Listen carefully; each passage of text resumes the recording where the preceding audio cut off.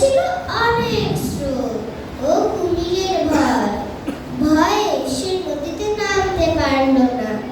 কুড়াল কেনার টাকাও ছিল না, তাই সে মনের দুঃখে কাঁদতে লাগলো। এভাবে কিছুক্ষণ কেটে গেল। হঠাৎ নদী থেকে উঠে এলো এক জলপরী। জলপরী কাঠুরিকে বলল, তুমি কাঁদছো কেন? কাঠুরি বলল, আমার কুড়ালটি নদীতে পড়ে গিয়েছে। জলপরী বলল, তুমি কেঁদো না, আমি দেখছি। জলপরী পানিতে ডুব দিল, একটু পরে উঠে এলো। হাতে ছিল সোনার কুড়াল। বলল, এটা কি তোমার? কাঠুরে ভালো করে দেখে বলল, না, এটা আমার না। জলপরী আবার পানিতে ডুব দিল। এবার দিয়ে এলো রূপার কুড়াল। বলল, এটা কি তোমার? কাঠুরে বলল, না, এটাও আমার না। জলপরী আবার পানিতে ডুব দিল।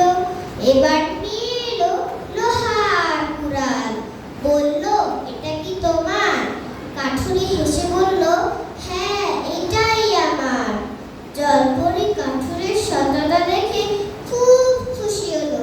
সে তাকে লোহার কুড়ালটি দিল এবং উপহার হিসেবে সোনা ও রূপার কুড়ালটিও দিল। সোনা ও রূপার কুড়াল বেচে কাঠুর অনেক টাকা পেল।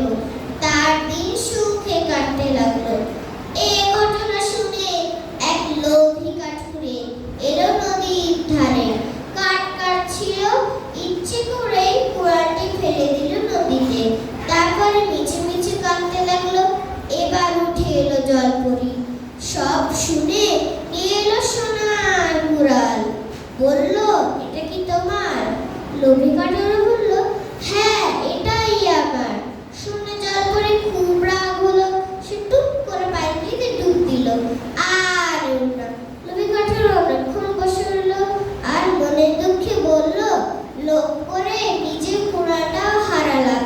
বলো তো বন্ধুরা, আমরা এই গল্প থেকে কি শিখলাম? আমরা এই গল্প থেকে শিখলাম লোভ করা ভালো নয়, লোভ করলে শাস্তি পেতে হয়।